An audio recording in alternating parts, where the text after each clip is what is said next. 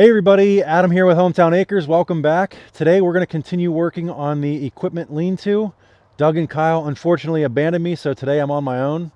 Quitters.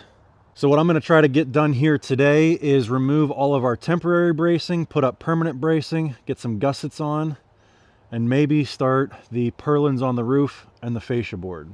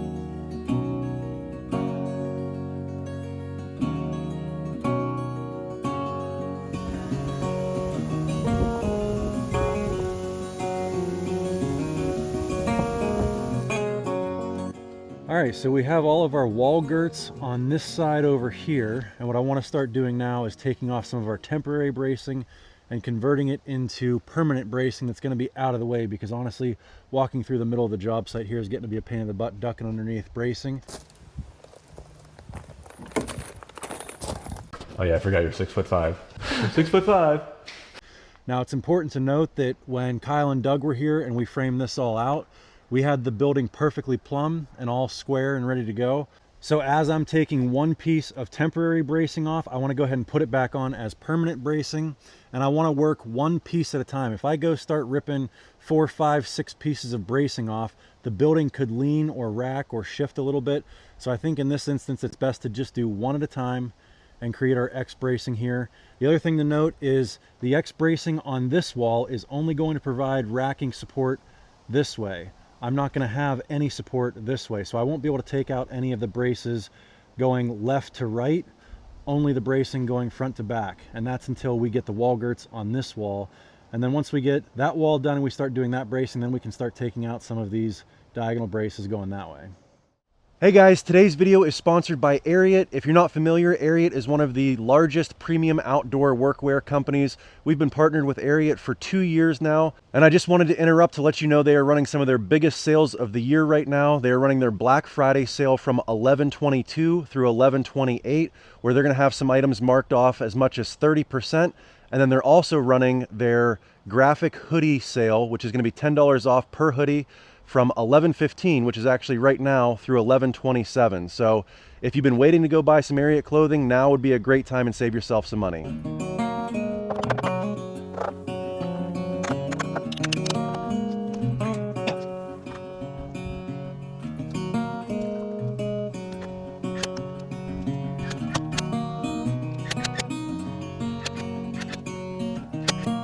So now to create our X brace, we need to bring another 2x4 from the top down across. But as you can see, we need a filler block here. So we're gonna go ahead and put a couple of nailers along this bottom wall girt.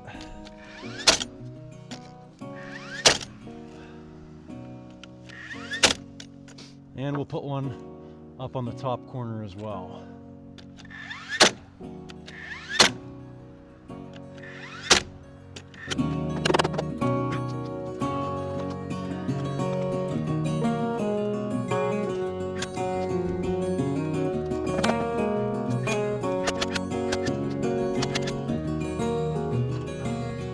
All right, that is one section completely braced off, and the first step towards this building being self-supporting with no exterior bracing.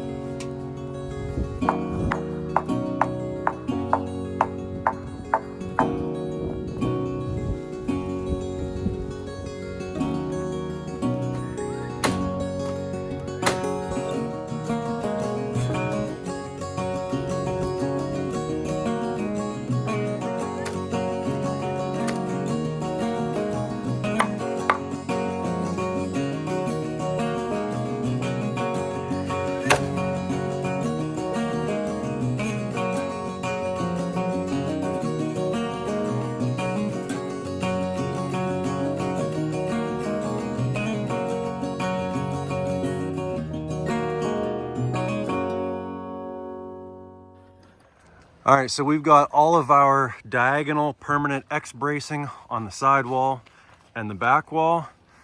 And look who showed up, neighbor Doug's here. Couldn't keep him away. So what we're gonna start working on now is the gussets. So we're gonna put just 2x4 gussets on the interior of the building to kind of firm up diagonal supports in the center. And then we've got 3 extra 6x6s laying over here. And we're gonna use those for the decorative. I mean, they're gonna be structural, but they're also gonna be decorative gussets on the front of the building as well. Once we get all of our gussets on, we should be able to remove all of our temporary bracing, and I can quit hitting my head on these braces.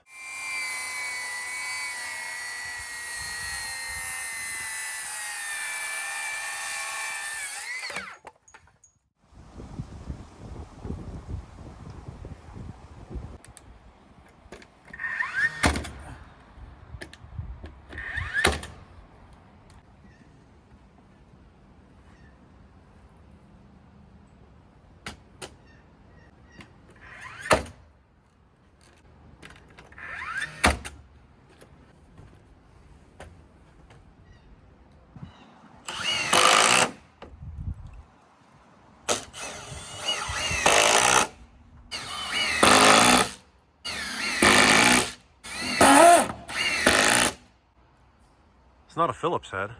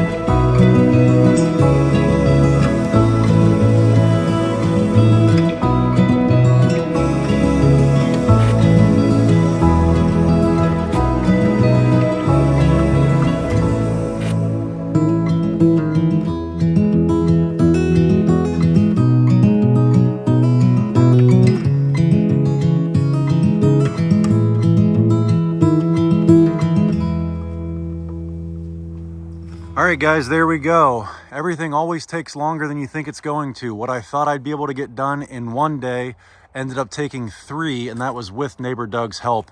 But now we finally have our sidewall and our back wall on with all of our permanent bracing. We've got our purlins up, and we've got our front and rear fascia boards on. My camera actually died while we were finishing that, but I'll take you for a quick walk back here and show you the rear fascia board as well. So you can see we've got that tied into the tails on the purlins there, or the rafters. Now, I know I said I wanted to get rid of all of the temporary bracing so I could quit hitting my head on it, but I do think it is still serving a purpose at this point. Really, the building is not completely braced until you get the metal roofing on there, because that will provide some additional support from the top side. But I am extremely happy with how this is coming together. My only regret so far is that I waited until the very last minute right before winter to put this thing up because it kind of rushed me a little bit.